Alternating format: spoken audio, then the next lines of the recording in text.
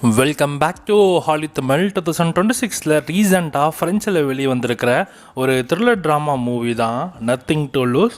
இந்த படத்தோட தமிழ் விஷனை இப்போ உங்களுக்கு நெட்ஃப்ளிக்ஸில் ஆட் பண்ணியிருக்காங்க. படத்தோட மொத்தம் 2 டைம் ஒரு 2 நிமிடக்குள்ளே தான் இருக்கும். இதோட சிம்பிளான கதைன்னு பார்த்தாக்கா, கதையில் ஒரு அம்மா, ஸோ அவங்களுக்குன்னு ஒரு 10 வயது மகன் இருக்காங்க. ஸோ அவங்களுக்கு வந்து மெடிக்கல் ட்ரீட்மெண்ட்டுக்காக ஹாஸ்பிட்டலில் சேர்க்கப்படுது. ரொம்ப கஷ்டப்பட்டு தான் அந்த பையனே பெற்றிருப்பாங்க.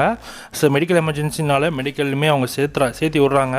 பட்னா அவங்களுக்கு பார்க்க வேண்டிய ட்ரீட்மெண்ட் வந்து சரியாக வந்து கிடைக்கல. அதனால் அந்த தாய் என்ன பண்ணுறா, அந்த மகனுக்காக இந்த மாதிரி விஷயங்கள்லாம் பண்ண ஆரம்பிக்கிறாங்க. அது எவ்வளோ பெரிய ஒரு த்ரில்லிங்கான மூமெண்ட்டாக மாறுது. கடைசியில் அவங்களுக்கு நினச்ச மாதிரி ட்ரீட்மெண்ட் கிடைச்சதா இல்லையா அப்படின்றது தான் இந்த படத்தோட கதையே. அண்ட் ஓவரால் இந்த படத்தை பற்றி சொல்லணும்னா, ஃபஸ்ட்டு 45 மினிட்ஸ் ஒரு மாதிரி எமோஷனல் ட்ராமா மாதிரி தான் கொண்டு போகிறாங்க. லாஸ்ட்டு ஒரு 1 hour கிட்ட இந்த படம் செம த்ரில்லிங்காக போகும்.